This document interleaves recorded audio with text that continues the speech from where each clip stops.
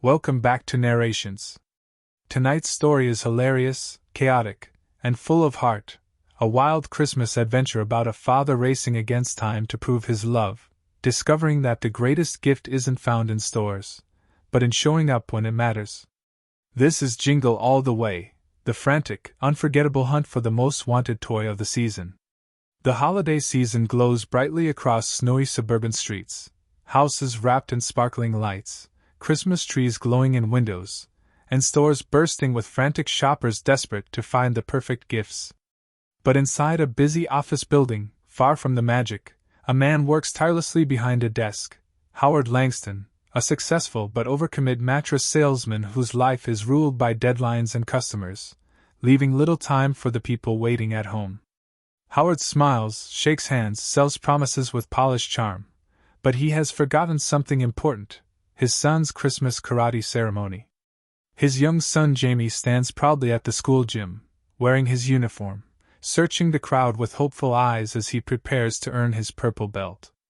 His mother, Liz, watches anxiously, saving an empty seat beside her that Howard has promised to fill. But the clock ticks. Traffic jams. Howard races across town, frantic and late. When he finally bursts through the doors, breathless, the ceremony is over. The crowd is leaving. Jamie walks past him silently, eyes filled with disappointment deeper than anger. The quiet hurt between them ripples louder than any shout could. That night at home, Howard tries to make things right, kneeling beside Jamie's bed, attempting to reconnect. Jamie pulls away, refusing to believe another promise. He tells his father that all he ever wants is for him to be there, really there, not just apologizing after the fact. Howard, desperate to fix everything, asks what he can do. Jamie's eyes brighten slightly as he reveals the one thing he wants for Christmas: a Turbo Man action figure, the hottest, most impossible to find toy of the year, complete with jetpack and electronic voice commands. Howard nods confidently, assuring him he already has it. Jamie smiles for the first time all day and hugs him tightly, but Liz overhears and reminds Howard in disbelief that he does not have it. The toy has been sold out for weeks across the city. Howard freezes. His face drains. The next morning, Christmas Eve, he sets out on a mission. He promises himself he won't let Jamie down again. He will find the Turbo Man no matter what it takes. Meanwhile, across town, another father begins the same desperate hunt. Myron Larrabee, a postal worker exhausted by life and pressure, juggling heavy mail bags and broken dreams. Myron is loud, unpredictable, and quick-tempered, believing the world is rigged against working-class dads who never seem to win. He too wants the Turbo Man for his son, proof that he can be a hero, just once. Howard and Myron collide in the toy store entrance as doors open. They glare at each other as frantic parents sprint inside, tearing through shelves like storm winds, the store erupting into chaos. The clerk laughs bitterly when asked for Turbo Man. They are sold out everywhere. What follows is madness, a citywide chase through malls, back rooms, warehouses, raffles, counterfeit toy operations, exploding packages, collapsing displays, running crowds, and near collisions as Howard and Myron battle relentlessly for the same prize. They race to a toy store rumored to have received a new shipment, only to be humiliated by employees who auction off plastic bouncing balls that represent raffle tickets. Howard dives across the floor, fighting grown adults for a bouncing ball like a man possessed, tumbling down an escalator and crashing into display stands. He loses the ball to a toddler and ends up crawling through a playground tube as parents scream at him. Humiliation grows. Frustration boils. Hope crumbles. Then everything spirals further when Howard tries to buy a black market Turbo Man in a warehouse filled with shady Santa impersonators running a toy scam operation. The moment he opens the box, the toy falls apart in cheap pieces, batteries sparking and limbs detaching in midair. Chaos erupts into a full-scale brawl with dozens of Santas swinging candy cane weapons before police raid the building. Howard flees barely intact, exhausted and humiliated again. Outside, snow falls heavily. Howard sits in his car, defeated, staring through the windshield as families laugh and carry gifts through brightly decorated streets. He feels like the only man in the world without a chance left. He has failed again, and the weight of Jamie's disappointment presses hard against his chest. At home, their neighbor Ted, overly cheerful and irritatingly perfect, decorates his house with flawless Christmas lights and brags about having everything under control, including a turbo man already wrapped under his tree. Ted's calm confidence digs painfully into Howard, a reminder of everything he is not. The night grows darker. Streets empty. Stores close. Howard drives through silence, headlights cutting through falling snow, his heart breaking more with every mile. He is no longer fighting for a toy, he is fighting to not lose his son's trust forever. And as he grips the steering wheel with white knuckles, he whispers to himself through trembling breath, "I'm not giving up." Because somewhere deep inside, beneath frustration and mistakes, he loves his son more than anything in the world. And nothing, not failure, not chaos, not the entire city, will stop him from trying. Snow continues to fall across the city as Christmas Eve slips away, lights glowing softly through cold winter air. Howard sits in his car outside a diner, lost in exhaustion and frustration. Inside, Myron sits alone at the counter, equally defeated. Their rivalry dissolves for a moment as they talk honestly. Two fathers who wanted to be heroes, who wanted to give their children more than they ever had. Myron confesses his fear that his son will grow up believing he is a failure, just like people always said he would be. Howard hears his own guilt echo in the words. They share a quiet understanding, not enemies now, just two tired men wishing they could fix everything. But when the radio announces that a radio station is giving away a turbo man to the first caller who arrives at the studio, their fragile truce shatters instantly.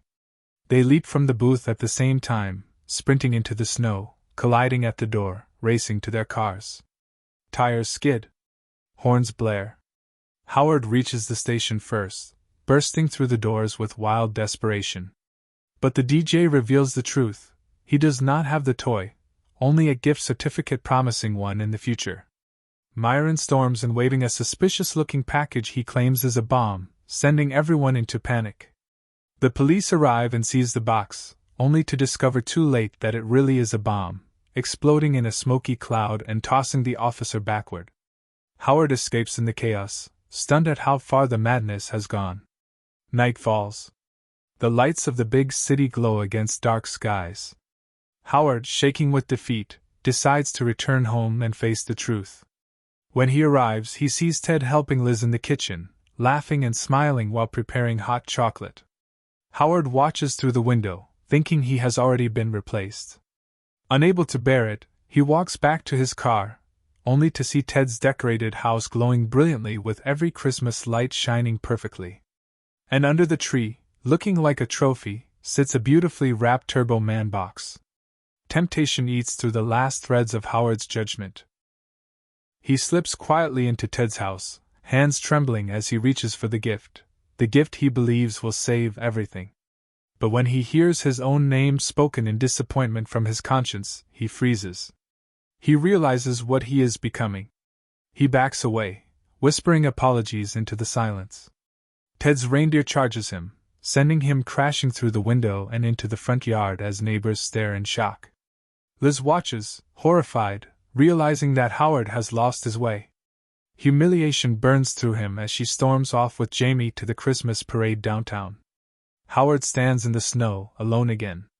With the last of his strength, he heads to the parade to find his family.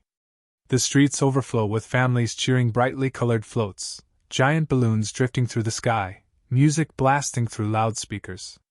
The energy hums with holiday excitement and joy, but Howard feels like a ghost moving through it all. Behind the stage, confusion erupts among parade staff after an accident sidelines the actor playing Turbo Man for the event's grand finale. Mistaking Howard for a replacement, they quickly suit him up inside a high-tech costume, attaching robotic armor and a jetpack before he can protest. Suddenly he is pushed onto the float as the crowd roars with excitement. Turbo Man. From the stage, he sees the sea of cheering children, and there in the front row stands Jamie, eyes wide and shining with pure wonder. The transformation is complete.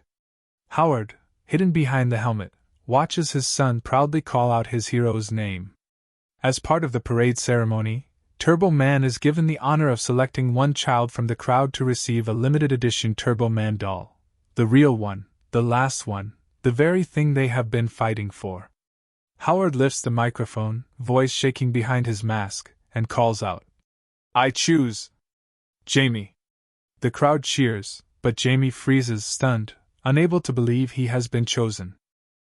He slowly walks up to the stage where Howard kneels and hands him the glowing, coveted figure. Jamie's face lights with overwhelming joy, not because of the toy, but because someone believed in him, noticed him, chose him. Suddenly Myron emerges dressed in the villain's costume, Dementor, having stolen the suit and determined to win at any cost. He chases Jamie, creating chaos through the parade. Jamie climbs a towering structure to escape, clinging to the edge as he slips dangerously far above the crowd. Howard activates the real jetpack, bursting into the sky in wild spirals, nearly losing control as sparks trail behind him. It is reckless, terrifying, ridiculous, but he is flying. With a powerful dive, he swoops beneath Jamie just as the boy falls, catching him safely in his arms as the audience gasps in amazement. They land on the street to thunderous applause. Jamie looks into Turbo Man's helmet, breathing hard, heart pounding, filled with awe. Then Howard removes the mask. Jamie's eyes fill instantly with tears, the kind that come from truths suddenly understood. "Dad? You're Turbo Man?" Howard nods, voice breaking softly as he apologizes sincerely for every mistake and broken promise. Jamie throws his arms around him fiercely, holding on as if he will never let go. Myron, defeated and surrounded by police, apologizes too, admitting he only wanted to be a hero in his son's eyes. And in that moment, Jamie looks at Myron's son and does something extraordinary. He hands him the Turbo Man doll. He smiles and says that he doesn't need a toy to know he already has the greatest hero there is, his dad. Howard's breath catches. Tears fill his eyes. In that instant, all the chasing, fighting, and desperation melt away. Christmas finally means something real again. Liz walks forward and embraces Howard tightly, pride glowing in her voice as she whispers that saving their family was the greatest gift of all. Snow begins to fall gently from the sky, drifting like white feathers over the city as the parade music swells. The lights glisten. The crowd cheers. Families hold one another close. And Howard stands surrounded by the people who matter most, realizing the truth: the greatest gift isn't bought. It's given: time, love, presence. And this time, he showed up. If you enjoyed this narration, don't forget to like, share, and subscribe to Narrations, where Christmas movies come alive through heart and cinematic storytelling.